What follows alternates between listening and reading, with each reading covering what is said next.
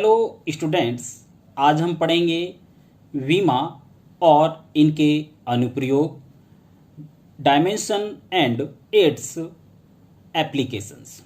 शुरुआत करते हैं वीमा से।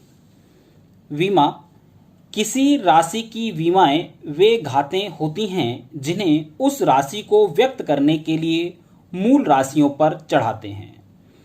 The dimension of physical quantity are the powers to which the base quantities are raised to represent that quantity। बात clear है। उसके बाद है विमीय सूत्र, डायमेंशनल फॉर्मूला।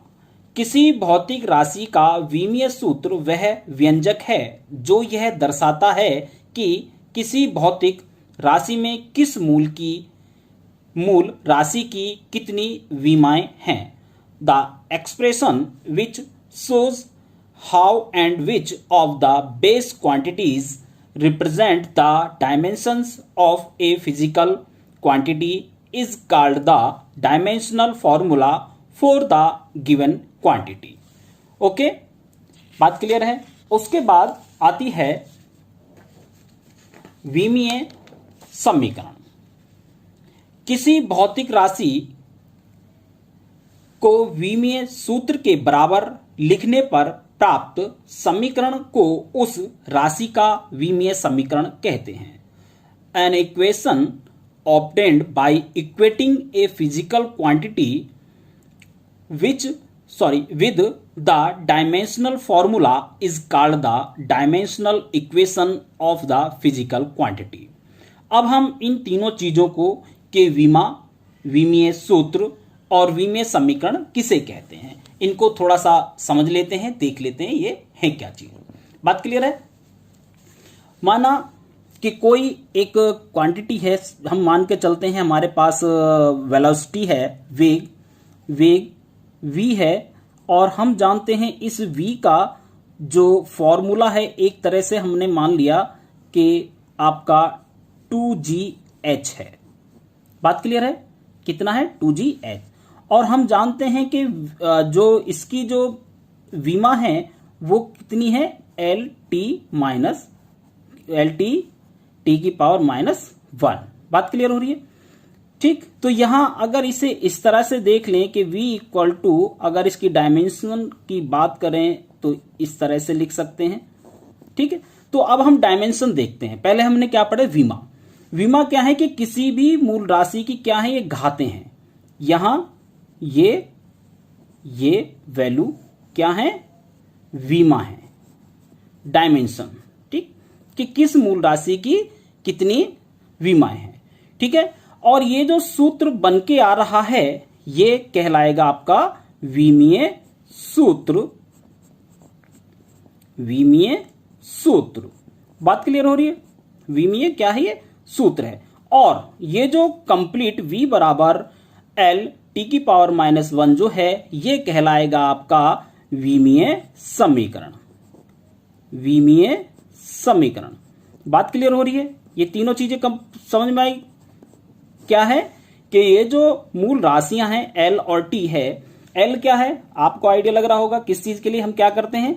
M को लेके चलते हैं भार के लिए या किलोग्राम के लिए, ग्राम के लिए। वेट जो है L जो इसकी लेंथ है इसे हमने मीटर मान लिया, और T फॉर टाइम के लिए। अगर इसमें टेम्परेचर है तो सीधी सी बात है, टेम्परेचर भी अगर है तो आप क्या कर सकते हैं, इसे आप थीटा से इस्तेमाल कर लें तो यहां टेम्परेचर आ जाएगा। ठीक, बात समझ आ रही है। तो इसी तरह से है। तो ये जो है ये इसकी मूल राशियों को रिप्रेजेंट करने का तरीका है। और ये जो घातें हैं ऊपर ये क्या बता रही है, इसकी कितनी, किस मूल राशि की कितनी विमाएं हैं। और ये जो कंप्लीट इसका LT⁻⁻1 है ये क्या कहला रहा है? विमीय सूत्र। और अगर इसे हम किस भौतिक राशि, जो उस राशि है वो किसके बराबर है? किसके बराबर है? v बराबर, यानी कि वेग के बराबर है। तो v बराबर LT⁻⁻1 क्या कहलाएगा? विमीय समीकरण। तीनों चीजें स्पष्ट हो रही होंगी। बात क्लियर है। अब हम थोड़ा सा आगे बढ़ते हैं, करते हैं इसके अनुप्रयोग की। अनुप्रयोग क्या क्या है? Applications of dimension. पहला क्या है? समीकरणों की विमीय संगति की जांच, checking the dimensional consistency of equation. ठीक है, इसके लिए क्या करते हैं, हम एक एग्जाम्पल ले लेते हैं कि अभी जैसे अभी भी लिया है कि v बराबर अंडर रूट 2gh। बात क्लियर है, बात समझ में आ रही है, ये ले लिया एग्जाम्पल हमने। ठीक, तो इसके जो इसका लेफ्ट हैंड साइड है उसे ऐसे लिख लेंगे और राइट हैंड साइड इस तरह से। ठीक, तो हमें करना क्या होता है कि हम ये चेक करना चाहते हैं कि लेफ्ट हैंड साइड और राइट हैंड साइड में जो इसकी विमाएं हैं वो इक्वल हैं या नहीं है। ठीक है, वो इक्वल हैं या नहीं है। तो उसके लिए क्या करेंगे, पहले हम देख लेते हैं। हम क्या करते हैं कि हमें पता है कि v बराबर जो होता है, जो वेलोसिटी है, इसकी जो डायमेंशन होती है l t की पावर -1, g की ग्रेविटेशनल एक्सेलरेशन की जो डायमेंशन है वो है l t की पावर -2। ठीक, और जो h है, जो हाइट है, उसकी जो डायमेंशन है वो कितनी है, कितनी होती है l। बात क्लियर है, जो इसकी लेंथ है, लंबाई है। बात क्लियर है, ठीक, बात समझ आई। अब हम बात करते हैं इसके लेफ्ट हैंड साइड की। लेफ्ट हैंड साइड में क्या है, v, और v की डायमेंशन है कितनी, l t की पावर -1। अब हम बात करेंगे इसके राइट हैंड साइड की। राइट हैंड साइड में क्या है, 2gh। बात क्लियर है, 2gh इसके राइट हैंड साइड की हो गई।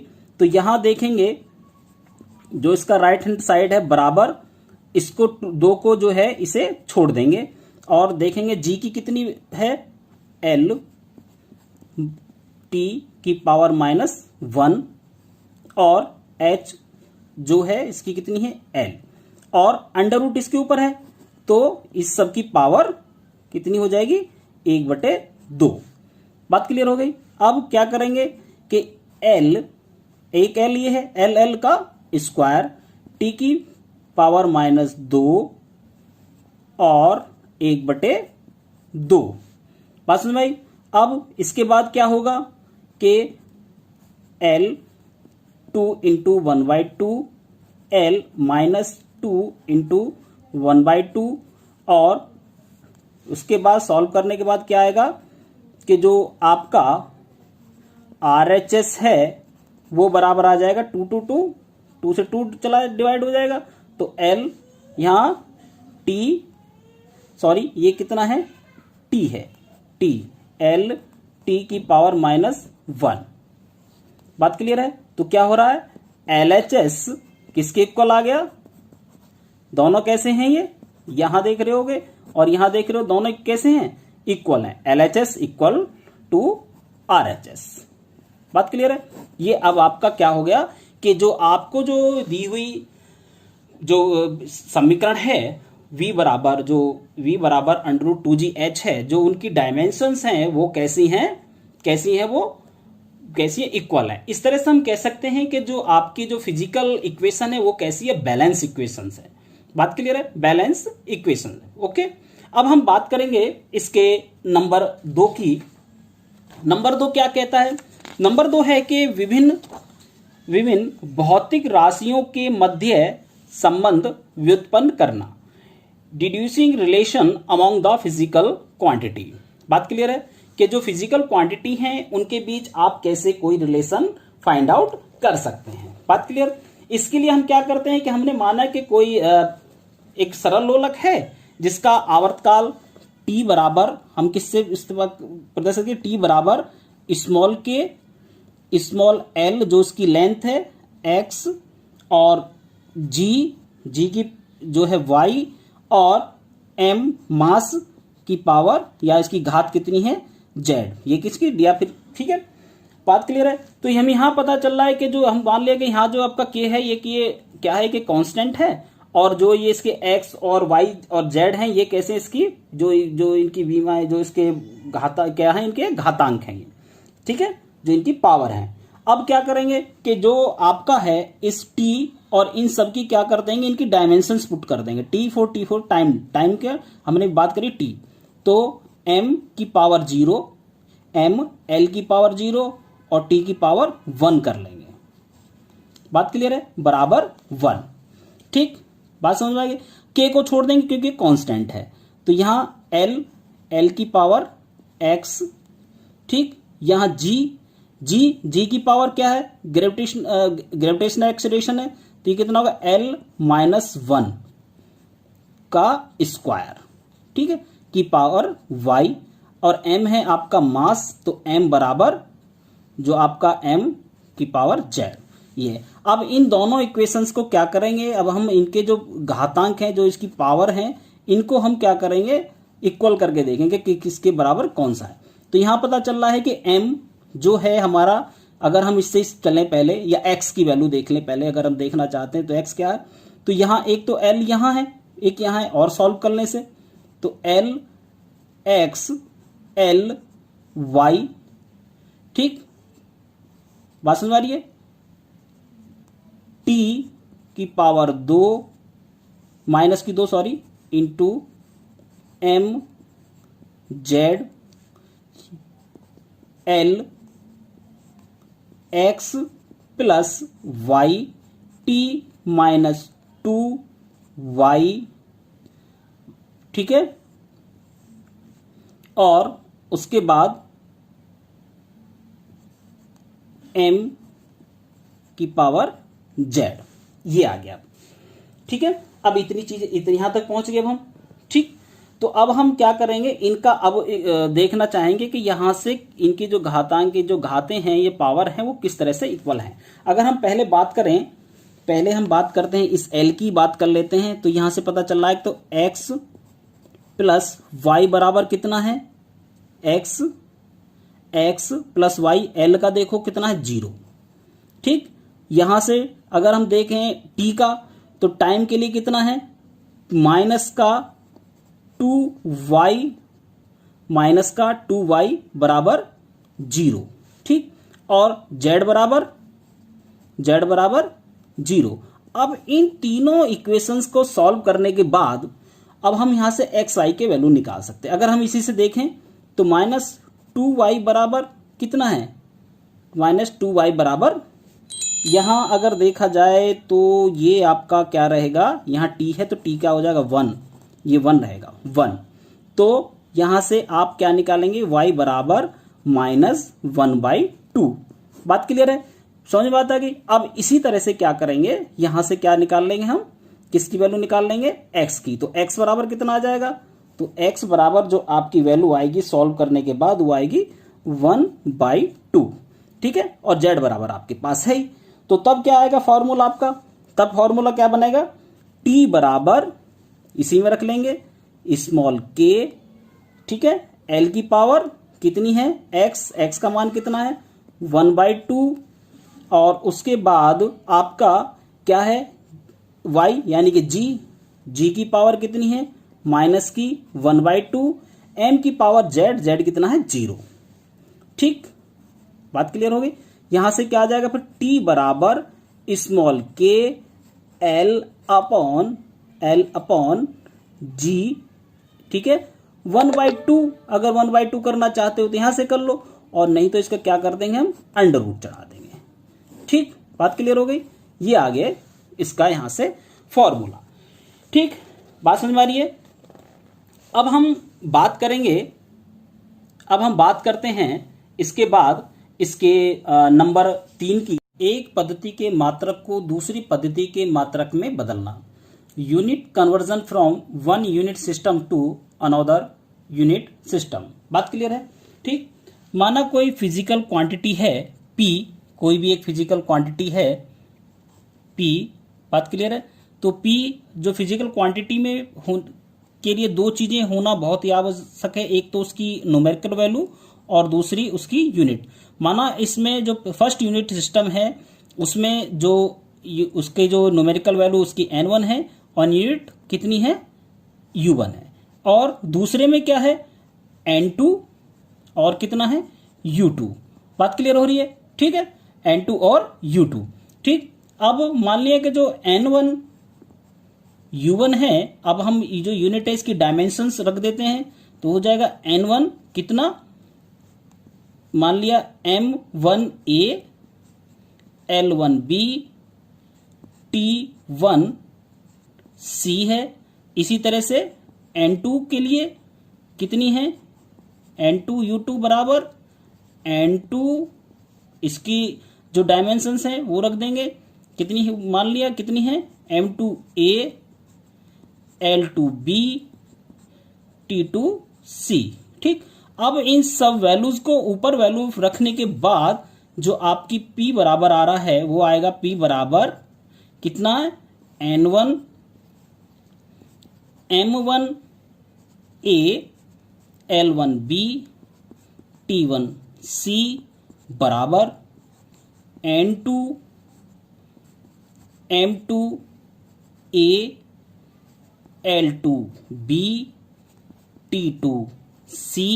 ठीक, तो यहां से हम क्या निकालेंगे, N2 कितना है, तो N2 बराबर कितना हो जाएगा, N2 बराबर N1 M1A L1B T1C बटे कितना, ये M2A L2B T2C।